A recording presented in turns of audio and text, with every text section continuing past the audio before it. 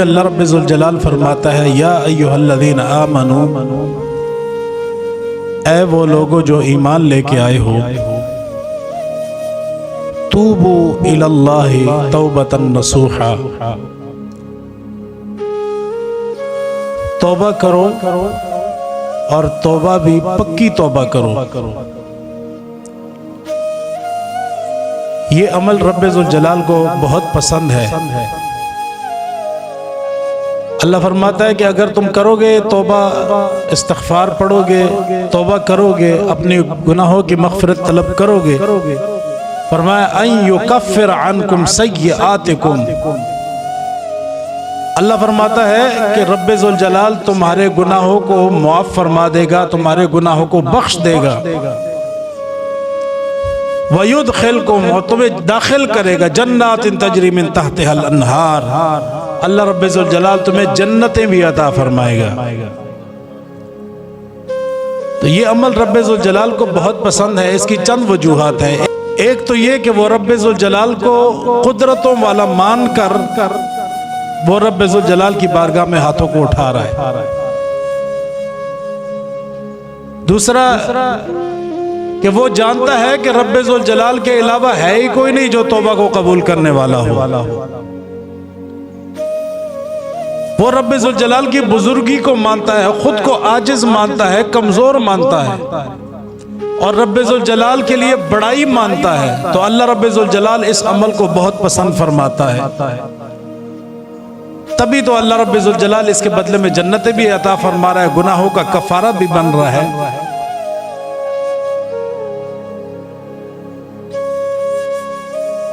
رب ذوالجلال کو یہ عمل اتنا پسند ہے، جس طرح حدیث شریف میں آتا ہے، پاک محبوب کریم صلی اللہ علیہ وسلم نے ارشاد فرمایا کہ ایک انسان جنگل میں گیا، سفر کر رہا تھا، ایک بہت بڑا جنگل آ گیا، سفر کرتے کرتے ایک انسان اپنی سواری سے اترا، ایک درخت کے نیچے اس نے ٹیک لگائی، سو گیا۔ تھوڑی دیر بعد اس کی آنکھ کھلی تو اس نے دیکھا جس سواری پہ وہ سوار ہو کے آیا تھا، وہ گھوڑا اس کا یا اونٹ اس کا، وہ اس کے پاس بندھا ہوا نہیں ہے، وہ کہیں چلا گیا ہے، وہ غائب ہے۔ اب وہ یہ سوچنے لگا کہ اسی اونٹ کے اوپر یا اسی سواری کے اوپر اس کا کھانا بھی پڑا ہے، اسی کے اوپر اس کا پانی بھی پڑا ہے، اور جنگل ہے، درندے بھی ہوں گے جنگل میں، زہریلے جانور بھی ہوں گے جنگل میں، جنگل سے نکلنا بغیر سواری کے ناممکن ہے،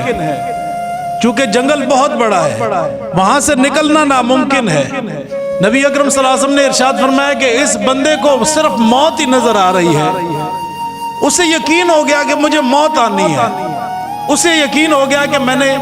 اسی جنگل کے اندر دم توڑ دینا ہے، کیونکہ قریب تو ہے کوئی نہیں بچانے والا، نہ میرے پاس پانی ہے، نہ میرے پاس کھانا ہے، نہ چل کر اس جنگل سے نکل سکتا ہوں۔ اللہ کے نبی نے ارشاد فرمایا کہ وہ بندہ یہی سوچنے لگا کہ اب میری موت پکی ہے۔ اسی حالت کے اندر نبی اکرم صلی اللہ علیہ وسلم نے ارشاد فرمایا کہ اس نے کہا یار کہ مرنا تو ہے ہی ہے، تو لیٹ جاتا ہوں یہیں پہ، سوتے ہوئے اگر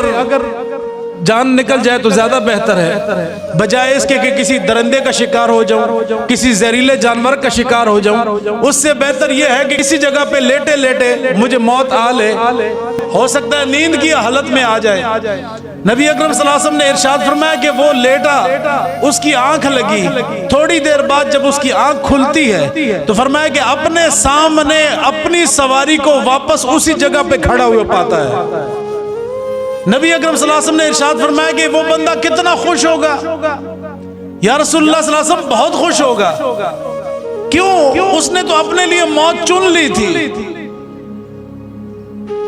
اسے یقین ہو گیا تھا کہ اسی جنگل کے اندر اس کی جان نکل جانی ہے، بھوکا پیاسا مروں گا،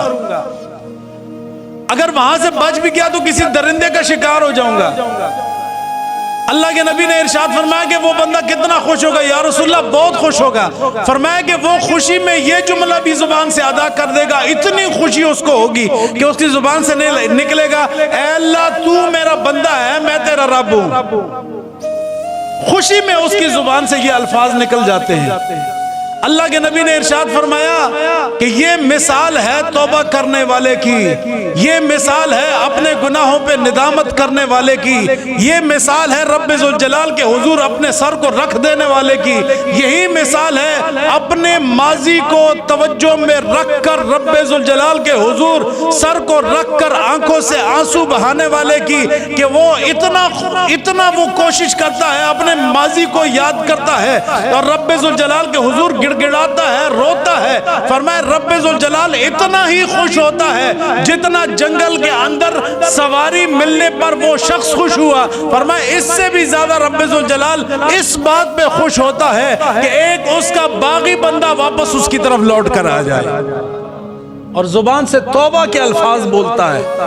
اور رب ذوالجلال کے حضور عرض کرتا ہے مولا کریم میں نے جو کیا مجھے معاف فرما دے، مولا کریم میں اپنے گناہوں پہ نادم ہوں، اے اللہ میں شرمسار ہوں، اے اللہ مجھ سے جو خطائیں ہوئی ہیں اپنے کرم کا صدقہ معاف فرما دے۔ فرمایا رب ذوالجلال کو اتنا ہی پسند آتا ہے، کیوں؟ فرمایا بندہ بھی باغی تھا نا، بندہ بھی تو باغی تھا، اور باغی غلام جب مالک کی طرف لوٹ کے آتا ہے تو مالک کو کتنی خوشی ہوتی ہے۔ اللہ کے نبی نے ارشاد فرمایا رب ذوالجلال اس سے بھی زیادہ خوش ہوتا ہے۔